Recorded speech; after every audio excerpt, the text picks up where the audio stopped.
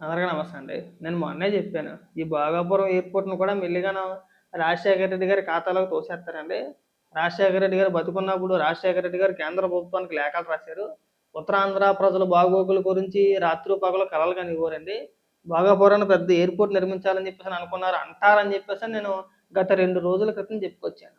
ఇవాళ same script Botsa Satyanarayana మాట్లాడేత్తన్నాడండి. అప్పట్లో రాజశేఖర రెడ్డి గారు బతికున్నప్పుడు అంటే 2014 నుంచి 2004 నుంచి 2009 మధ్యలో రాజశేఖర రెడ్డి గారు భోగాపురంలో ఎయిర్‌పోర్ట్ కట్టాలని చెప్పేసని కలలు కనేసారట. మేము ఎప్పుడు వెళ్ళినా గాని భోగాపురం ఎయిర్‌పోర్ట్ కట్టేద్దాం అని చెప్పేసని మాట్లాడేవారండి అని చెప్పేసని చెప్పుకొస్తున్నారు బొత్స. ఒకసారి ఏమని మాట్లాడుతున్నాడో వినిపిస్తా చూడండి. ఎయిర్‌పోర్ట్ ఇవాళ ప్రారంభమవుతుందంటే హ్మ్. భోగాపురం ఎయిర్‌పోర్ట్ అనేది వచ్చిందంటే హ్మ్.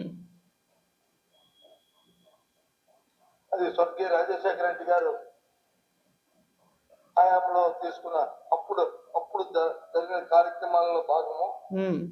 జగన్మోహన్ రెడ్డి గారి కాదు. నాయకత్వంలో పెద్దోడు అయిపోయావు గానీ బొత్స గారు వయసులో చాలా పెద్దోడు అయిపోయావు. సుదీర్ఘకాలం పాటు రాజకీయాల్లో ఉన్నావు గానీ, లేకపోతే నీ మొఖం మీద కాంట్రించి తుపుక్కున ఉమ్మేసేయాలి. కనీసం నీ బొత్తికి సిగ్గనేది అనిపించట్లేదండి. భోగాపురం ఎయిర్‌పోర్ట్ రాజశేఖర రెడ్డి గారి కల.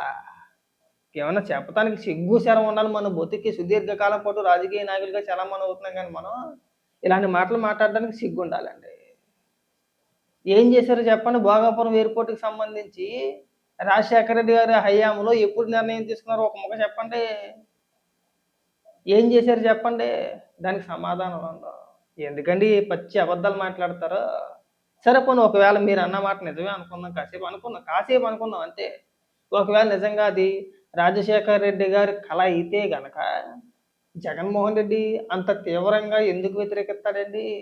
పక్కనే విశాఖపట్నం ఎయిర్‌పోర్ట్ ఉంది. 20 నాటికల్ మైల్స్ కూడా లేదండి విశాఖపట్నానికిని, భోగాపురం ఎయిర్‌పోర్ట్‌కిని.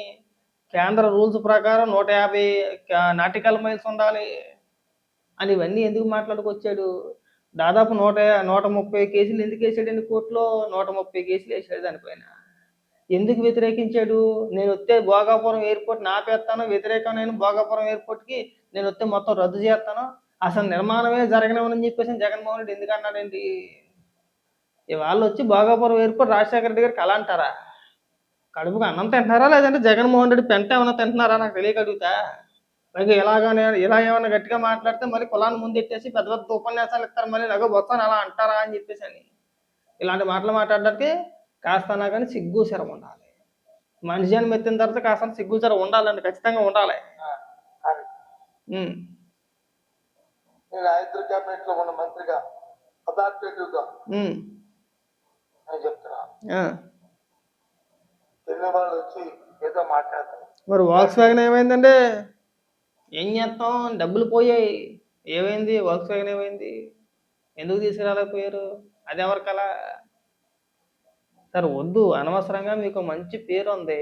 కులంలో కావచ్చు, లేదంటే ఉత్తరాంధ్ర రాజకీయాల్లో కావచ్చు, రాజకీయ పరంగా కావచ్చు, సీనియర్ రాజకీయ నాయకులు అని చెప్పేసని మంచి పేరుంది. మీరు అలాంటి చెకోడీ మాటలు మాట్లాడి ఉన్న పరువు పోగొట్టుకోవద్దు.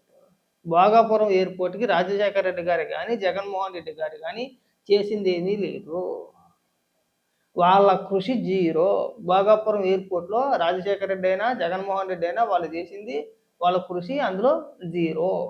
మీరొచ్చి ఇక్కడ ఎంత రుద్దాలనే ప్రయత్నం చేసినా జనాల ముందు నవ్వుల పాలైపోతారు గానీ దానివల్ల ఉపయోగం లేదు.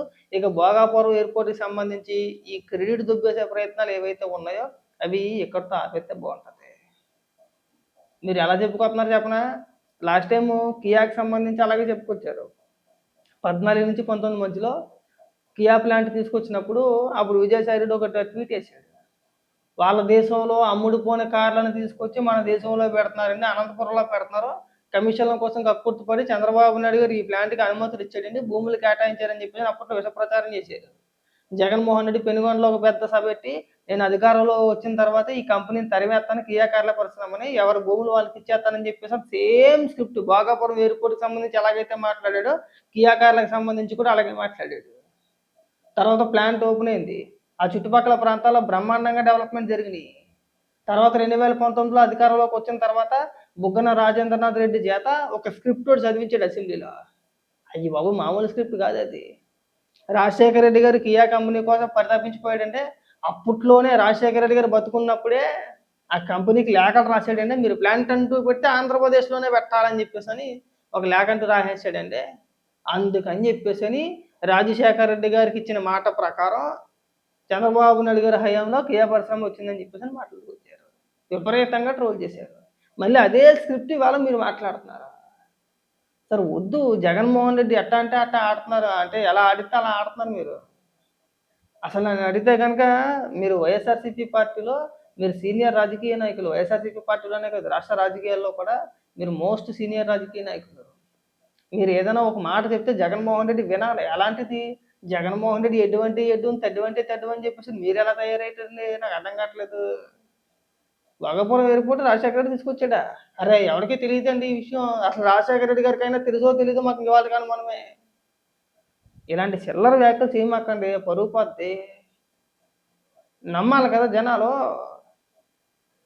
అంటే రాజశేఖర రెడ్డి ఎయిర్‌పోర్ట్ తీసుకొద్దాం అనుకుంటే జగన్మోహన్ రెడ్డి వ్యతిరేకించాడా? ఏం తలకాయ లేని మాటలు మాట్లాడతారండి. ఒకసారి జగన్మోహన్ రెడ్డి ఏమని మాట్లాడాడో ఒకసారి వినండి. అంటే రాజశేఖర రెడ్డి గారి నిర్ణయాన్ని జగన్మోహన్ రెడ్డి పూర్తిగా వ్యతిరేకించినట్లు లెక్క. ఎందుకు ఈ అప్పబాయ మాటలని అడుగుతున్నా. సార్ కొన్ని కొన్ని అంశాలు మనం క్రెడిట్ తీసుకోకపోయినా పర్వాలేదు కానీ అందులో అడ్డంగా దూరి నవ్వుల పాలైపోకూడదు.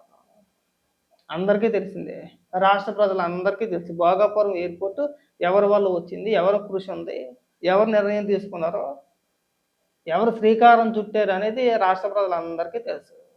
ఇవాళ మీరు కొత్తగా వచ్చి రాజశేఖర రెడ్డి గారి కళ అంటే నవ్వుల పాలు అయిపోరండి మీరు. అసలు సంబంధం ఉందా? దానికి దీనికి ఏమైనా సంబంధం ఉందా?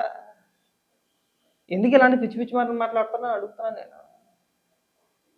మీరు పార్టీకి విధేయులుగా ఉండొచ్చు, వైఎస్ఆర్‌సీపీ పార్టీకి, కానీ మరీ ఇంత భజన చేయకూడదండి. రాష్ట్ర వ్యాప్తంగా పక్కన పెడితే మీ ప్రాంతంలోనే మీరు నవ్వుల పాలైపోతారు. ఇదేంటి బొత్స గారు ఎలా మాట్లాడుతున్నారని చెప్పేసి అనుకోరా రేపు పొద్దుట? కనీసం ఆయింగిత జ్ఞానం కూడా మీకు లేదా అండి?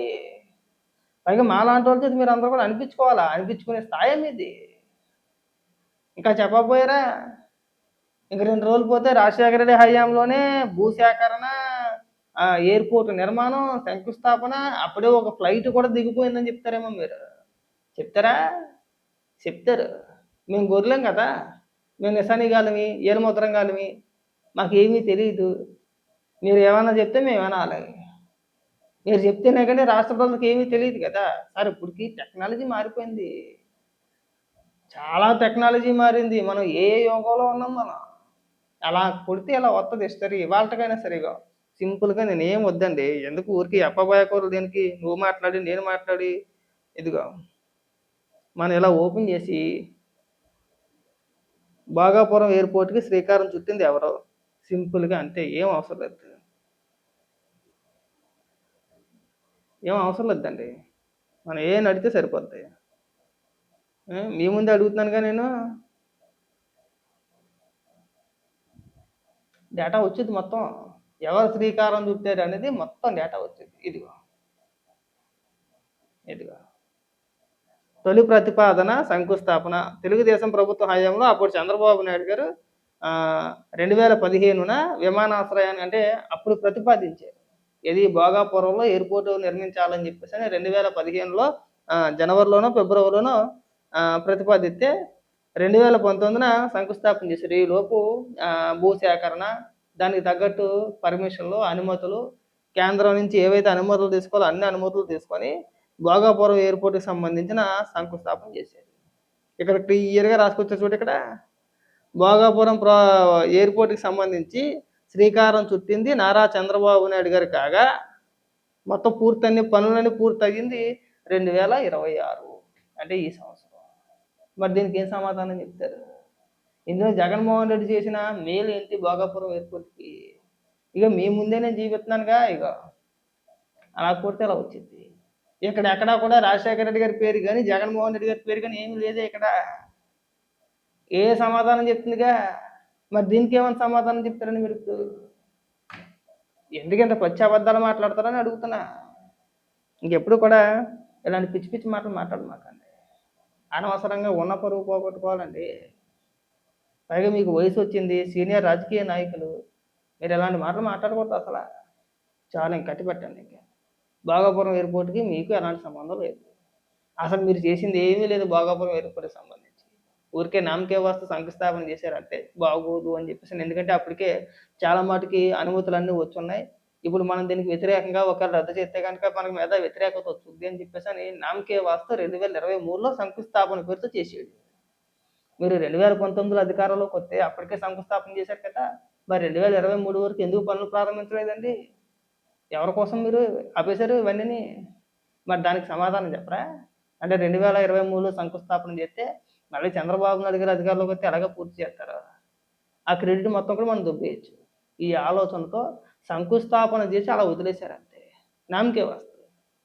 దానికి ఒక సామెత ఉంది. చెల్లికి పెళ్లి మళ్ళీ మళ్ళీ అని చెప్పేసని ఆ విధంగాను 2019లో చంద్రబాబు నాయుడు గారు ఆల్రెడీ శంకుస్థాపన చేశారు. మళ్ళీ జగన్మోహన్ రెడ్డి 2023లో నామకే వాస్తు చేసాడు. అంతే తేడా ఏమి లేదు. ఇంక మీరు ఎలాంటి మాటలు మాట్లాడమాకండి. చాలా చండాలంగా ఉంది.